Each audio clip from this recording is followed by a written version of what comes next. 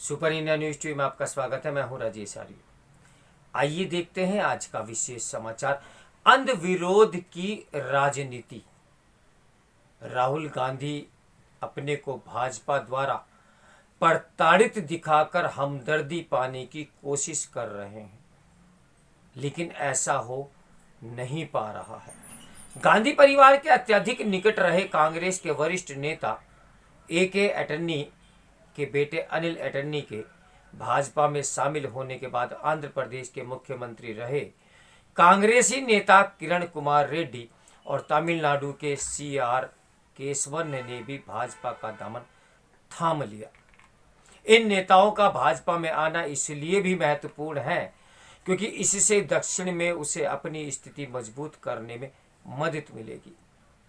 दक्षिण के राज्यों में भाजपा ने अभी तक कर्नाटक में ही मजबूती हासिल की है। वह केरल, आंध्र, तमिलनाडु, तेलंगाना में अपनी स्थिति सुदृढ़ करने में लगी हुई है। अनिल एटर्नी, किरण रेड्डी और सी.आर. केसवन का कांग्रेस छोड़कर भाजपा में आना इसलिए सबके लिए एक झटका है क्योंकि भारत जोड़ो यात्रा के बाद यह माहौल बनाया जा रहा है कि राहुल गांधी के नेतृत्व में कांग्रेस को बल मिला है। कांग्रेसी नेताओं के पार्टी छोड़ने और भाजपा में शामिल होने का सिलसिला थमने का नाम नहीं ले रहा है। इसके पहले अनेक कांग्रेसी नेता भाजपा में शामिल हो चुके हैं। इनमें प्रमुख हैं हेमंत बिस्वा शर्मा और ज्योतिरादित्य सिंधिया। हेमंत के पार्टी छोड़ने से कांग्रेस को न केवल असम बल्कि पूरे पूर्वोत्तर में नुकसान हुआ। खास बात तो यह है कि इन सभी नेताओं ने कांग्रेस छोड़ते समय राहुल गांधी की आलोचना की ही। यही काम अनिल एटर्नी और किरण रेड्डी ने भी किया। इनका कहना है कि कांग्रेस में वही रह सकता है जो गांधी परिवार और खासकर राहुल गांधी की चाटुकारिता करे। इनका यह भी आरोप है कि गांधी परिवार को चाटुकार नेताओं की एक मंडली घेरे हुए है। यही बात कांग्रेस छोड़ चुके गुलाम नबी आजाद ने भी कही थी। अपनी आत्मकथा के विमोचन के बाद उन्होंने यह भी कहा कि देश की सबसे पुरानी पार्टी में रहने के लिए ऋण विहीन होने की जरूरत है। उन्होंने यह भी दोहराया कि उन्हें राहुल गांधी के कारण कांग्रेस छोड़नी पड़ी। उनकी माने तो अब कांग्रेस में वही हो रहा है जो राहुल गांधी चाह रहे हैं। भले ही मानहानि के मामले में दंडित होने के कारण अपनी सदस्यता गंवाने के चलते इन दिनों राहुल गांधी चर्चा के केंद्र में हो, लेकिन सच तो यह है कि उनका करिश्मा कम होता दिख रहा है।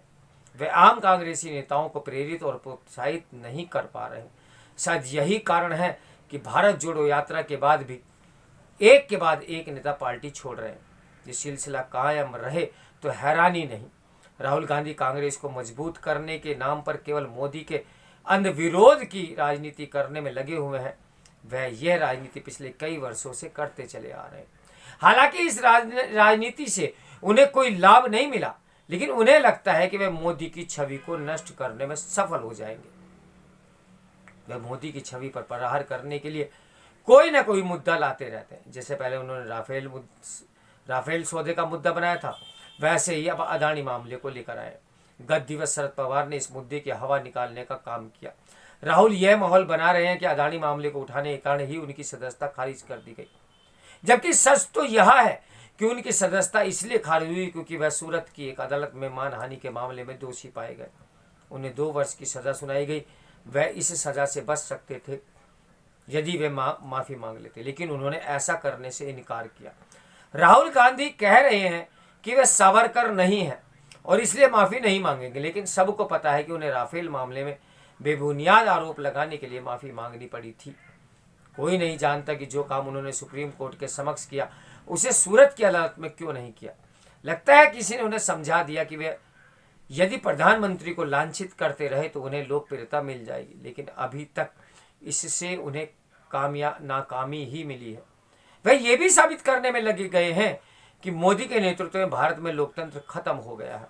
चूंकि भाजपा इस बात को भांप गई कि राहुल गांधी प्रधानमंत्री मोदी पर आक्रामक रहने वाले हैं, इसलिए वह भी उनके खिलाफ आक्रामक है।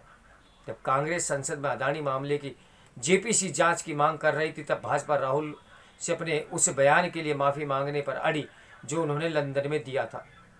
इसका नतीजा यह हुआ कि संसद के बजट सत्र का दूसरा चरण बिना किसी खास कामकाज के ही खत्म हो गया। ये अपने आप में ये अपने आप में अप्रत्याशित रहा कि सत्तारूढ़ दल के हंगामे के कारण भी संसद नहीं चल पाई।